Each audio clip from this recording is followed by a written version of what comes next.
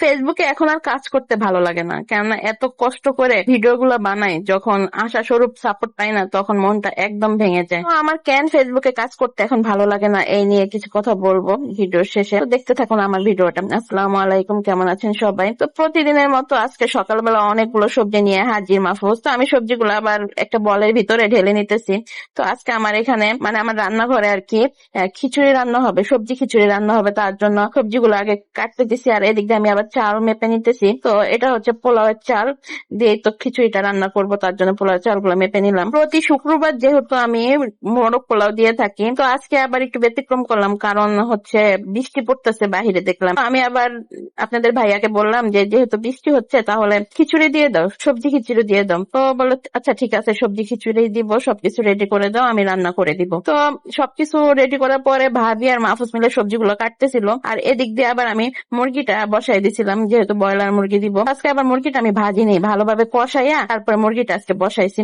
আমি কিন্তু ব্রয়লার মুরগি বেশি ভাজি না, অনেক সময় ভাজি অনেক সময় ভাজি না, যখন আর কি ভালো লাগে তখন যেইভাবে রান্নতে ইচ্ছে হয় ওইভাবেই রান্না করি। অনেকে হয়তো এখন বলবেন ব্রয়লার মুরগি ভেজে রান্না করলে ভালো, আসলে আমি ভেজেও রান্না করি আবার এরকম কষায়ও রান্না করি। যে কষায় রান্না করলে হয় কি একটু বেশি সময় ধরে কষানো লাগে মুরগিটা। চুলায় আমি আবার মুরগিটা কষাইতেছিলাম, আর অন্য চুলায় আমি আবার সবজি খিচুড়িটা বসানোর জন্য মশলা কষাইতেছিলাম। সবজি খিচুড়ি রান্না করার জন্য আগে সবজিটা অর্ধেকটা সেদ্ধ করতে হবে, তার জন্য আমি আগে মশলার ভিতরে সবজিটা কিছুক্ষণ সেদ্ধ করে নিব, তারপরে আর কি পোলাওয়ের চালটা দিব। আজকে প্রায় 25 কেজি চাউলের সবজি খিচুড়ি রান্না করা হবে। তো এক ডেক্সিতে তো হবে না, আর একটা কড়াইতেও রান্না করতে হবে। তো প্রথমে আগে আমি এক ডেক্সি রান্না করে নিতেছি, তারপরে আর একটা কড়াইতে বসাবো। ডেক্সিতে প্রায় 20 কেজি চালের খিচুড়ি বা পোলাও রান্না করা যায় আর কি। হয়তো বা ভিডিওতে ছোট লাগতেছে, কিন্তু আসলে ছোট না, এটা অনেক বড় একটা ডেক্সি আর অনেক ভারী এই ডেক্সিটা। তো আপনাদের ভাইয়া সবজিটা কষায় তারপরে পোলাও চালটা দিয়ে দিছে, এখন একটু নাড়াচাড়া করে তারপরে গরম পানি দিয়ে দিবে। পোলাও বলেন আর খিচুড়ি বলেন,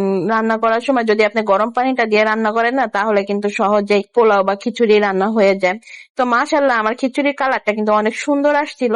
তো আমি আবার কিছু ধনিয়া পাতা উপর দিয়ে দিছি, যেহেতু খিচুড়ি রান্না করতেছি একটু ধনিয়া পাতা দিলে একটু ঘ্রাণটা একটু ভালোই লাগবে। ধনিয়া পাতা দেওয়ার পরে আপনাদের ভাইয়া আবার খিচুড়িটা একটু উলট পালট করে দিতেছে, মানে উপরেরটা নিচে দিতেছে, নিচেরটা উপরে দিতেছে। কারণ হচ্ছে যদি উপরে একটু চাল চাল ভাবটা থাকে না, তাহলে নিচে যদি ওইটা উল্টে দেওয়া হয় তাহলে ওইটা আবার সেদ্ধ হয়ে যাবে।